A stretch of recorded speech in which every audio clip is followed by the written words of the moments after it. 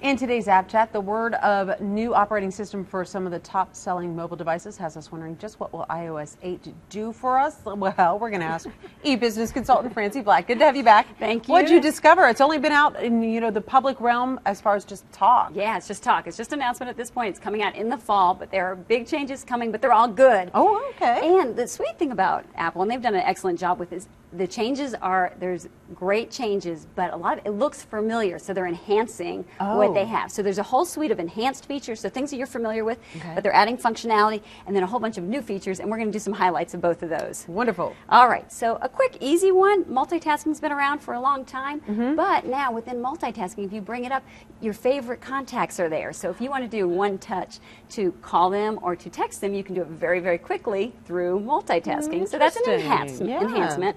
Another one is what's called quick touch or interactive notifications. So we get these reminders on our phone, say, hey, somebody's texting you or somebody's inviting you to an event or Facebook's sending you a message. So rather than having to go to those apps to respond, you can interact directly from them without switching from what you're in and respond very quickly. So those are some enhancements. Yeah. All right, and there's a bunch more. New features include family sharing. What's that about? So, well, you can have up to 6 people can share videos, movies, your purchases. Wow. Isn't that great? So within a family, so you define your family members and you can share that information without having to give your kids your Apple ID password and access to your credit card. Even better.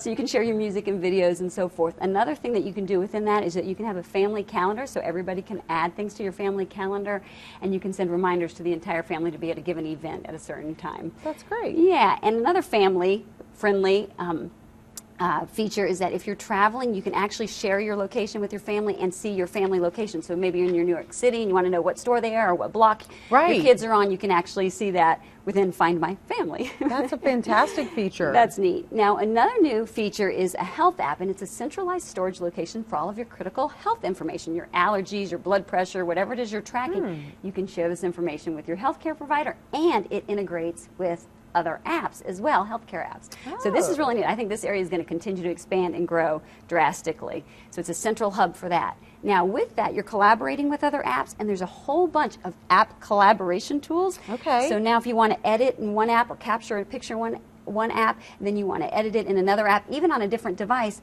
they're talking a lot better and a lot easier now. Again, everything is really for improvement in features, functionality, time saving. And not only is it integrating with your other mobile devices, but it's also integrating with the new versions of software that's going to be on your desktop or laptop, which is Yosemite. That's also coming out in the fall. So you can even answer calls and make calls from your desktop. That's really interesting. And same thing with documents. You can make changes, a document on your mobile device and then see it on your desktop in seconds. So really neat.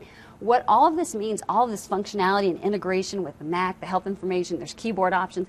This is all becoming available to the developers of the millions of apps that are out there. Oh, so they can tap into this and play along as well. That's exactly right. So I think what we're going to see is really big jumps in functionality, multitasking, time-saving features, and really powerful apps coming out under iOS 8. So I kind of call it sort of the life hub. Okay, yeah.